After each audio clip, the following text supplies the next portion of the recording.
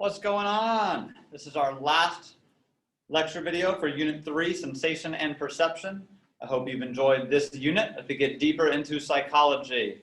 Today we're going to talk about perception. All right, so some things will be familiar. Like we're going to talk about some specific Gestalt laws, some illusions that you may have seen before, then hopefully some things that will be a little bit newer for you. Okay, so I think we might have gone over this slide in class, but just in case if you didn't get it down, perception is what's happening in the mind. Not about your senses taking information, but what your brain does, what your mind does with those sensations, okay?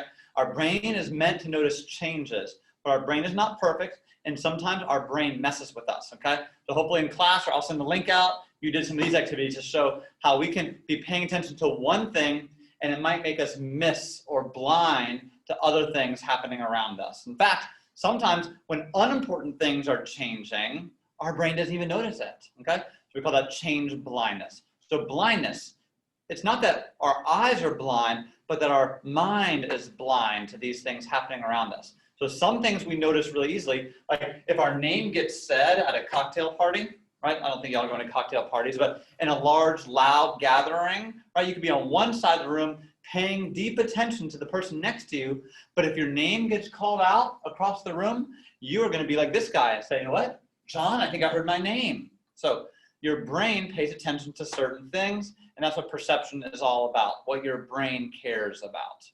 So way back in Unit 1, check for understanding for you. You want to pause it, so you can match 2 through 5 with A, B, C, and D. Way back in Unit 1, we talked about the structuralists who like to break things down using the senses.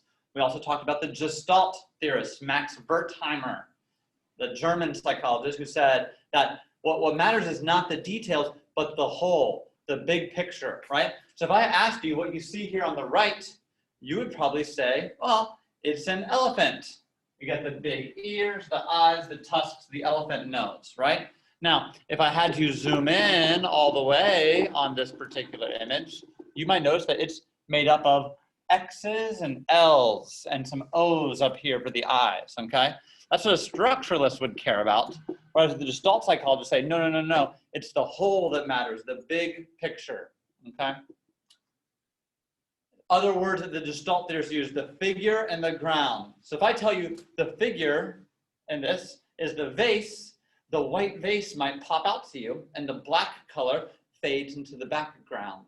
Whereas if I tell you, no, no, no, this picture is two people looking at each other, about to kiss perhaps, then the black shapes in the outline of the nose and the mouth, your brain sort of switches and makes that part pop out to you as the figure, and the white becomes the background.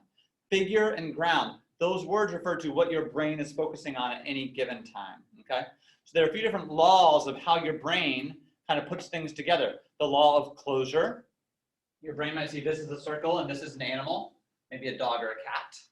The law of proximity, your brain lumps things together. Rather than seeing this as columns, your brain sees this as rows because they're a little bit closer to each other in the rows. Law of similarity. Over here, instead of seeing rows, even though these are closer to each other, and the law of proximity would say you think of this as being 5 rows, law of similarity says, no, no, no, this is 5 columns. X's, O's, X's, O's, X's. Or over here, your brain might have that 2 pop out at you because those colors are similar. The law of simplicity, also called the law of pragnans. That's a fun word, pragnans. Read this sentence. A bird in the bush. Is that what the sentence is? No.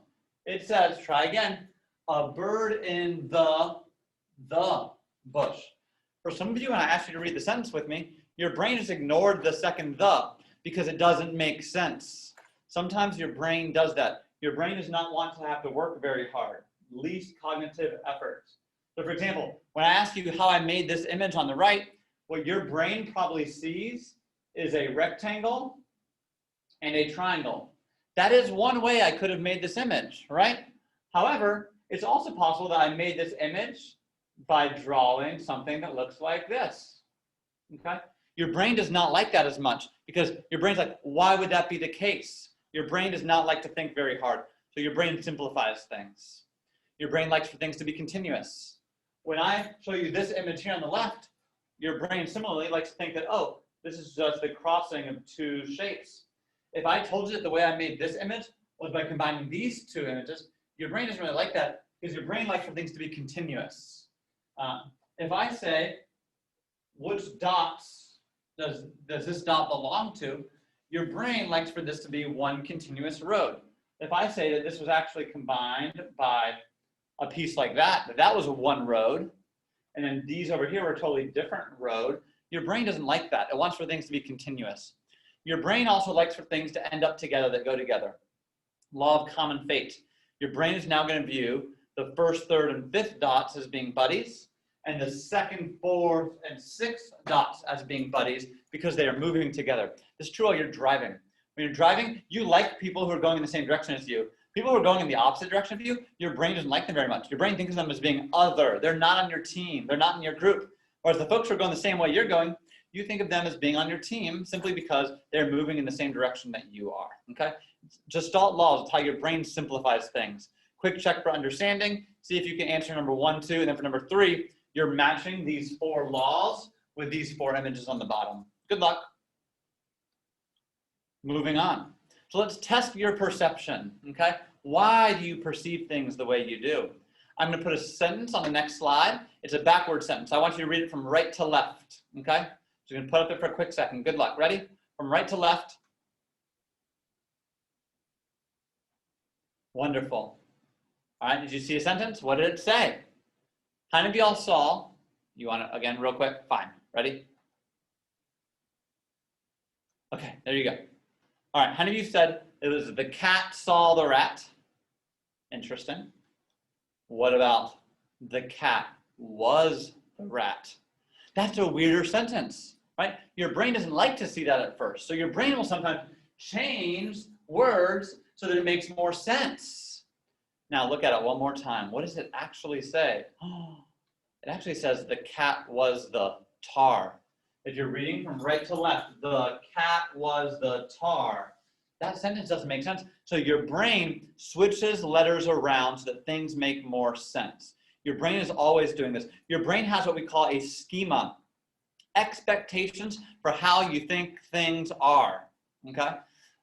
When I talk about a zoo or a dog or a tree or a bird, you have an image in your mind when I say bird, okay? You probably don't picture a penguin or a dodo bird. You probably picture like a robin or a sparrow, right?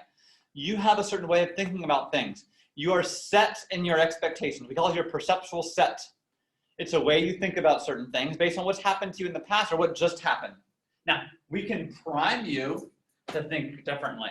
I'm going to do some exercises here to demonstrate how your expectations matter. When I give you a list of words, fox, dog, snake, turkey, mouse, what do you assume this word is? What letter do you substitute for the question mark? Well, probably the letter A for cat, right? Now down here on the bottom, bed, camping, bunk, tent, sleeping, what word might this be? Well, your brain might think of the word cot, C-O-T, something that you sleep on while you are camping, right? While you're in a cabin.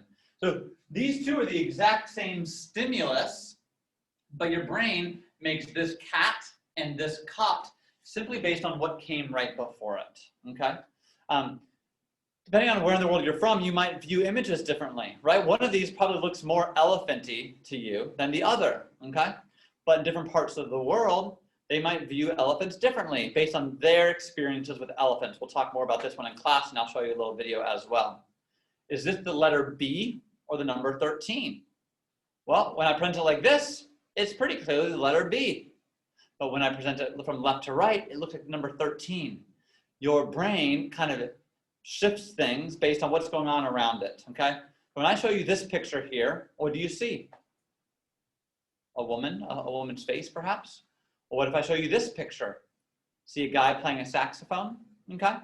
So if this was the first picture I would show you, based on what your expectations are, you might see either the woman's face or the man on the saxophone based on your personal experiences. My band folks might be more likely to see the guy with the saxophone here, right? Other folks might be more likely to see the woman's face. So Your perceptual set helps determine what you see and pick up on. Now, sometimes your brain tricks you. We call these illusions, okay? So I'm gonna show you some different illusions. Some of these are just for fun. Some of these are famous illusions I'm gonna want you to write down the names of, okay? So some just for fun illusions here. The Herman grid, as you look at this grid to the right, do you see little black and white spots shifting around the screen? I actually don't know if it'll work on the video here, but when I stare at one white dot, it looks like there's black dots at some of these intersections off on the edges. But when I go to look at those black dots, they're not there anymore. They're all white dots. Why do we see this? Does it have to do with the trichromatic theory, or does it have to do with the opponent process theory? Good question. Here's some other fun ones. Do you see 2 or 3 rods, parts to this shape here? How many legs, how many feet does this elephant have? Why should you not trust this man? And do you see a young woman or an old woman in this picture? We'll talk about these in class. I want to know what you see, okay? The Poggendorf illusion, does that line in the background look continuous? It is. But your brain might think that this is further up, probably because of how you have looked at a straw through water before. We'll talk about that in class. Are these central lines parallel, or are they slightly angled? Here's what I want you to write down, the Ebbinghaus illusion. Which circle is larger, the one on the left or the one on the right? So which of these center circles is larger, the one on the left or the one on the right? And then the Mueller-Lyer illusion, which of these middle lines is longer, the one on the top or the one on the bottom? In reality, these circles are the same. These lines are parallel. This is a continuous line, and the 2 middle segments are the same size, but your brain plays tricks on you. For the Mueller-Lyer illusion, it's a famous one, we interpret these lines, these types of arrows and shapes, as being corners of a room. So even though they are the exact same size, your brain imagines that they were the corner of a room, and your brain uses a monocular depth cue, linear position, to figure out whether that corner is close to us or far from us, and therefore it makes a decision about which line it thinks is larger based on how it has dealt with depth in the past, okay? Your brain is always messing with you. There's a whole field of psychology, parapsychology. We'll do a fun activity in class about parapsychology, but it's, can you actually detect things that are subliminal, that are outside of your regular threshold? Can you notice things or interact with your environment in ways that are not measurable, that don't make sense? Some folks believe in these things. Scientists say there's no such thing as parapsychology, right? There's no such thing as ESP, extrasensory perception, right? You can't, read people's minds or communicate with them. You can't see things that are happening somewhere else in the world, clairvoyance, see things clearly that are far away. Think about a voyage, far away from a distance. You can't predict what's going to happen in the future, although sometimes you think you can based on dreams or deja vu. And you can't move things with your mind. These are all examples of parapsychology, things that are not actual aspects of sensation and perception, but that some people still believe in. We'll talk more about these in class to see which of these y'all think are legit. Okay.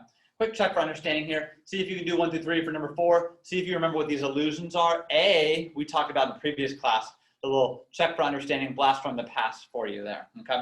We'll talk about things in class. Appreciate you. We should now have all covered everything from the Unit 3 guide.